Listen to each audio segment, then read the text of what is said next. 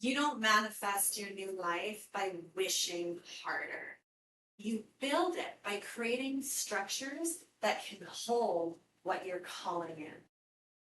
My name is Tigris. I am the Sky Witch, and I love talking about stars and magic. So if you love learning about stars and magic, make sure to pop over to my channel and hit subscribe and catch one of the other videos. Today we are talking about Saturn and Aries coming up in an alignment with Jupiter and Leo called a trine. This is happening on August 31st. And this is actually a really great opportunity for just a quick check-in between Saturn and Jupiter, because a lot is going on with these two energies, but not directly. So over the last 2 weeks of July, and then even continued in that, we've been dealing with some alignments that have been happening between the outer planets. So Jupiter, Neptune, Pluto, and Uranus have all been in this like 4-degree-ish range of their respective signs, and they've been having these conversations. I've been calling it the Outer Planet Conference because I think it's like a Zoom video where all of these 4 entities are having conversations with each other. Sometimes these two are talking, and sometimes this one is talking, but here it is happening. Saturn has been in Aries, which is where Neptune is, so it has been privy to the conversation, but it hasn't been directly in front of the screen or camera because it was actually way over at 14 degrees. So it was not really part of these conversations that have been happening. It's been more of like this moving energy, listening to what has been happening.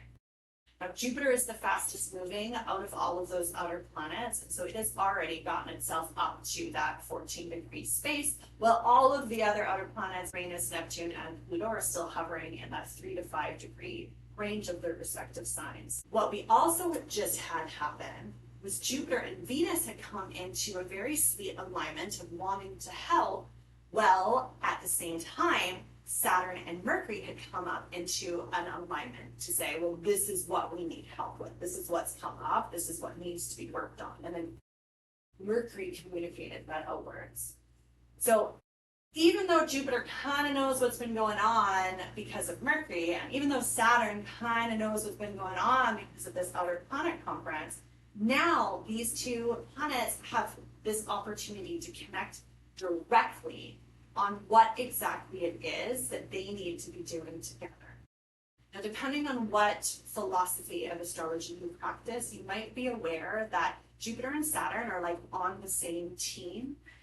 There is this concept that a chart can be of day sect or night sect, and the team members are Saturn, Jupiter, and the Sun, or the Moon, Venus, and Mars. So Jupiter and Saturn are teammates. This is a great opportunity for these two teammates to be able to connect and catch up again, especially because they've been having all this hearsay kind of from what's been happening around them without that direct conversation. You can know a lot of information from a lot of different people in a lot of different ways, but until you talk to a specific person directly, you have no idea what information or experience or witnessing that they've specifically done.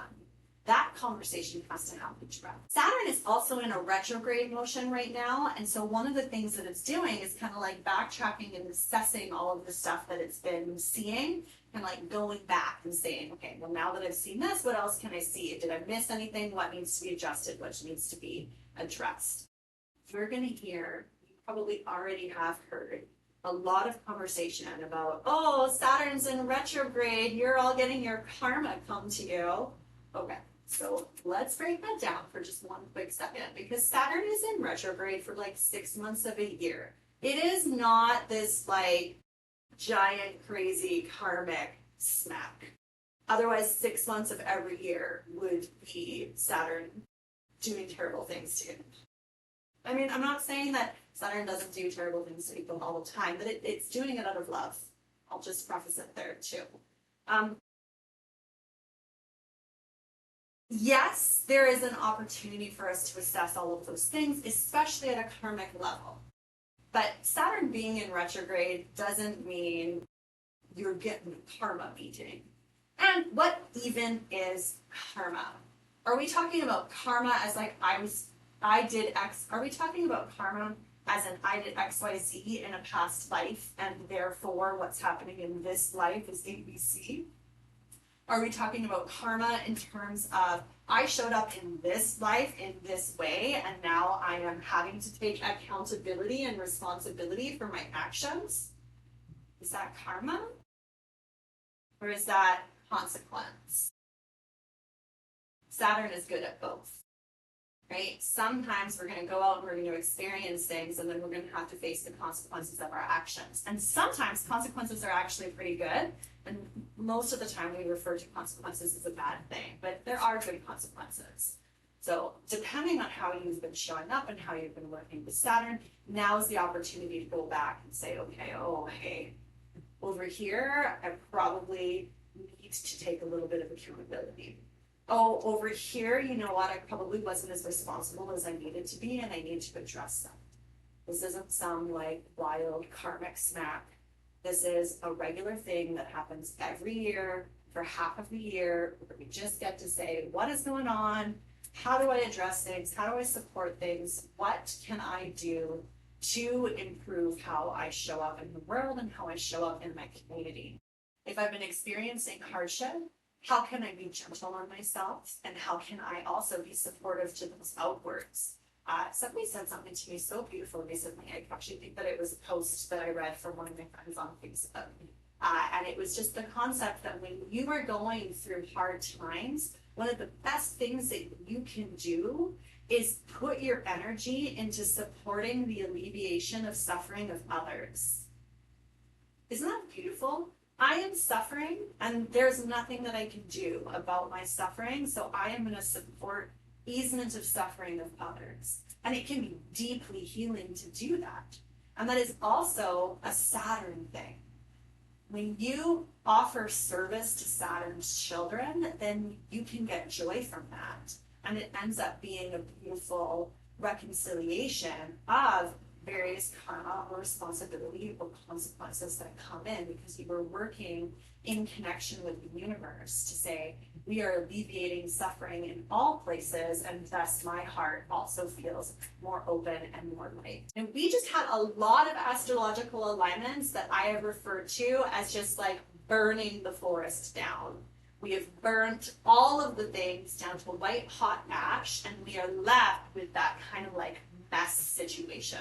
Is it messy? Yes, because ash is dusty, and also it is purified, it is clean, and some of those things we needed to be able to release and get rid of. What this conversation between Jupiter and Saturn then gets to bring is, now that we have this completely blank canvas, how can we be creative and expand the space?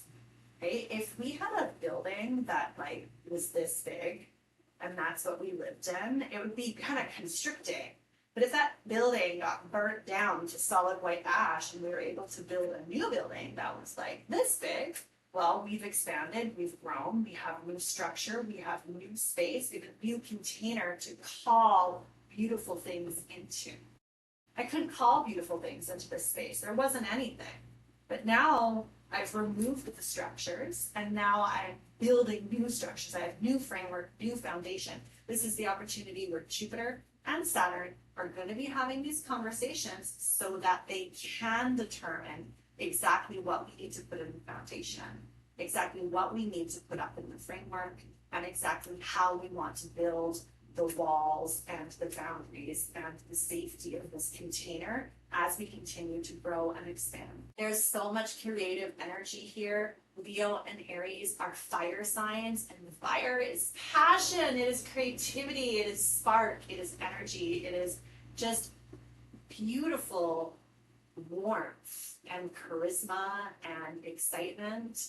And there's going to be a lot of opportunity for us to grow and build all of that. I want to know if something for you recently got burned down, metaphorically burned down. So if that's happened, make sure to drop me a comment because I'm very curious. And if you liked what you saw, pop over to my channel and hit subscribe, or maybe catch one of the other videos that I have. I love you so much. You're doing a great job, and I hope you have a wonderful